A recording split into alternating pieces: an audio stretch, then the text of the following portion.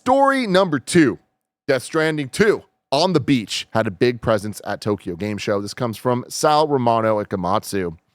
Publisher Sony Interactive Entertainment and developer Kojima Productions shared new information and footage for Death Stranding 2 on the beach during a special stage event at TGS 2024, including character names and Japanese voice actors, an in-game photo shoot event, and an in-game performance by Daiichi Miyaura. Let's start with character names. We have Tarman, portrayed by George Miller. We have Dollman, portrayed by Faith Akin, Tomorrow, played by Elle Fanning, and Rainey, portrayed and voiced by Shioli Katsuna.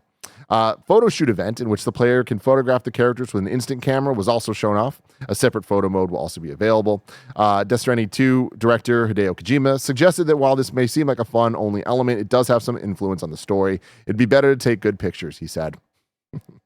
At the end of the event, Kojima commented on the release date, stating, "While we haven't announced the release date yet, we naturally already have one set. The plans are in place. Although production's progressing towards the goal, there are various factors that could affect the timing of the release. We've said 2025, so it will come out next year. The release date will be announced sometime next year." He continued, "Development isn't done yet, but I feel confident, and it's turning out to be an even weirder game than the first one." This is Kojima saying it. An even weirder game than the first one. We're making it with the sense of, is there really a game like this out there? I love that. Yeah. Make some shit that's not been done before. Yeah. You did that with Death Stranding 1. Do it again with Death Stranding 2. This photo shoot thing is insane, by the way.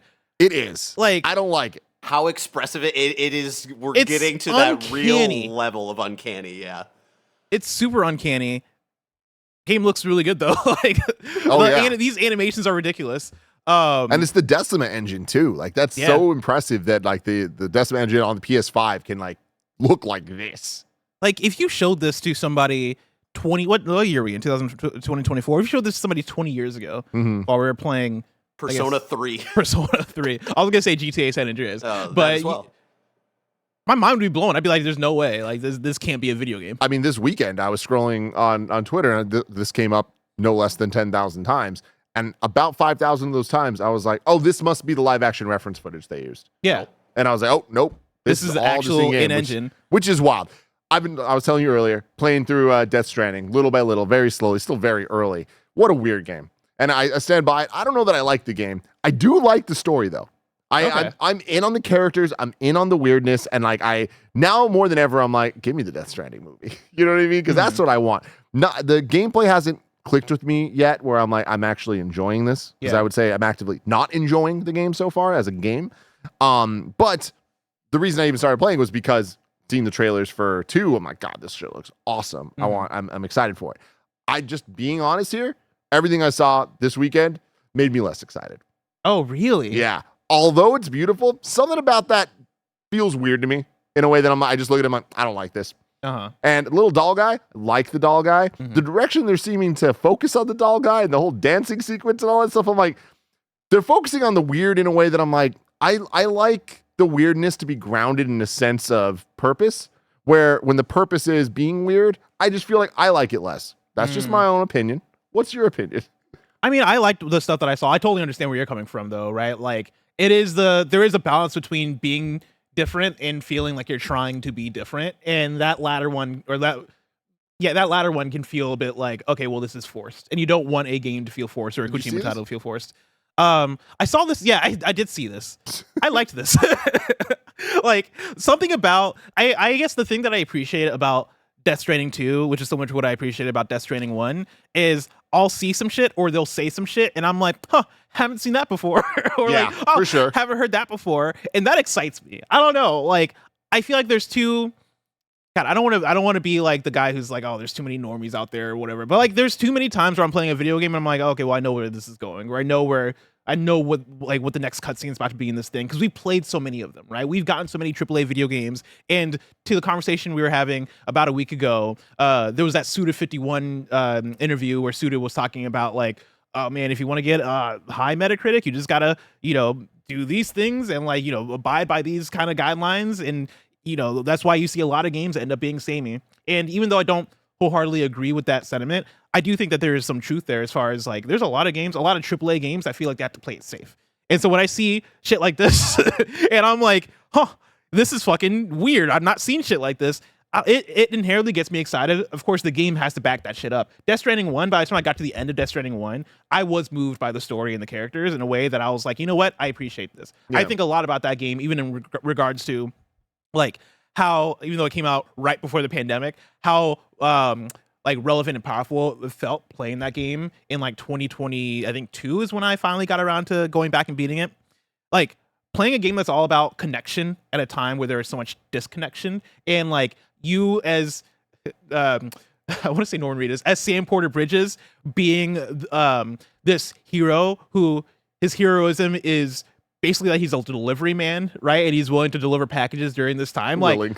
Like there's something that is, I think, I don't know, inherently sweet and hopeful, and I like a lot of what it's driving with its themes and the story. Death Stranding 2, even though we've seen quite a bit of it now, I have so many questions as far as what is this game going to be thematically? What is the story this time around? What are we doing? Is it the complete same in terms of gameplay? Is this still a delivery game, right? Like there's so many things questions I still have. But yeah, there's nothing I saw this weekend that made me go, oh no, like this, I don't know. Like, I guess this weekend didn't move me in either direction is what I'll say. Yeah. This episode is brought to you by Shady Rays. Get ready for the season ahead with quality shades built to last. Our friends at Shady Rays have you covered with premium polarized shades that won't break the bank. Durable frames and world-class optics for all outdoor adventures. With an extensive array of styles and colors, you're bound to find the perfect pair of Shady Rays sunglasses. Y'all know Tim has been outside in the sun a lot playing Pokemon Go, and he's having a great experience wearing Shady Rays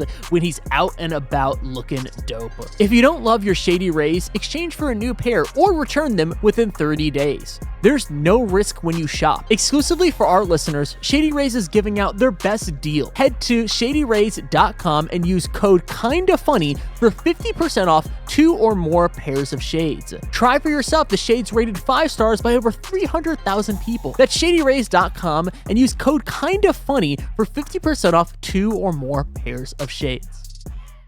It is really interesting. Steve X182 says, I'm kind of underwhelmed that they didn't have a TGS trailer. The new info is cool, but this was a good opportunity for it. I do love that Kojima is as Kojima as he can possibly get, and him and the team of they expanded the duration of this showcase from an hour to an hour and a half. And that's what they talked about. That's what they showed. And it's just like, all right, only they could pull that off. And you, on one hand, gotta respect it. On the other hand, I think it's fair to question. You know what I mean? Oh, yeah. But at the end of the day, like they're making art here. Like there's no question that like there is creativity going on over there at Kojima Productions. My question is, if Death Stranding 2 ends up just being more Death Stranding, is that going to hit for people the same way, right? Because I think part of the... I think so.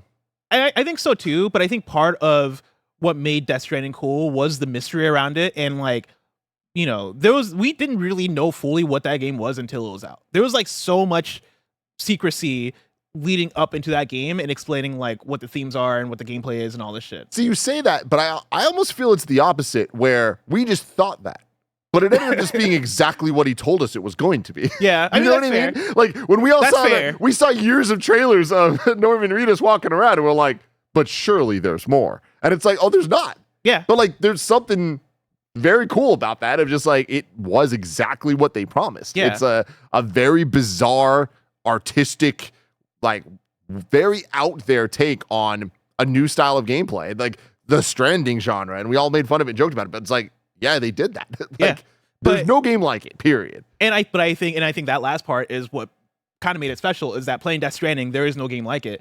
Death Stranding 2 is going to be a game, theoretically, that's going to be like Death Stranding. And as I read through even the names, right, I'm like reading Tarman, Dollman, and I'm like, cool, this reminds me of all the names from Death Stranding. It doesn't feel as weird or as like, what the fuck is he doing here? You know, like I already got Fragile, I already got Mother. Talking doll, man.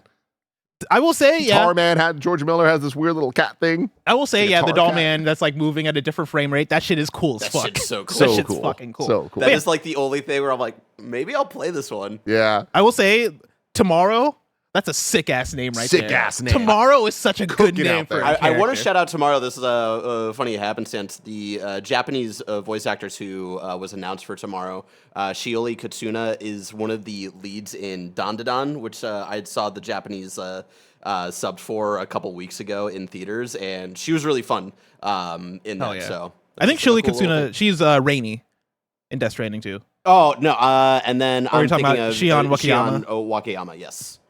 Yeah. Cool stuff, man. Casper J87 says, in my opinion, Kojima with left and right limits is better than no limit Kojima. We also see that with the film industry and some directors. Yeah, I feel like it's pros and cons, and it's the grass is always greener, and there's always something. You know what I mean? Like, I do feel like the moment that rules are placed on something, I feel like that forces people to work within boundaries and like kind of create something special. But when you don't have any boundaries, that's a very unique opportunity. And I think that for as much as, again, I never beat Death Stranding, I'm now going back to it, wanting to like it and finding a lot to like about it, even if it hasn't grabbed me yet from a gameplay perspective. I'm still playing through. You know what I mean? Like, it's like the rest of it's cool enough that I'm like walking and music hitting. I'm just like, this is serene. Like, this is, there's something special about this.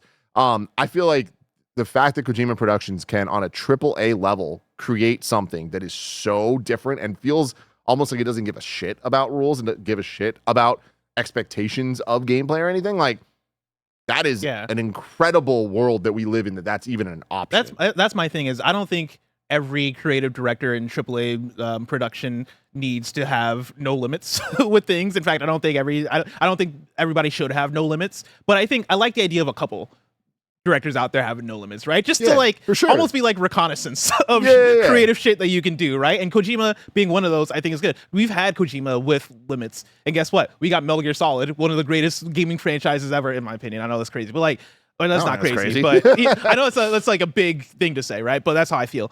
Yeah. So we've gotten Kojima doing that already. Let's see what it looks like. Yeah, when he has no limits. We got Death Stranding, which is creatively a buck wild project. We're gonna get another one with Death Stranding 2, and then we're eventually gonna get OD and Fizzant. And Fizzant I'm super excited about, because that's seemingly him going back to what we got from Metal Gear Solid, and that's probably gonna be him also without no limits. And so let's see what that looks like with A24. Yeah.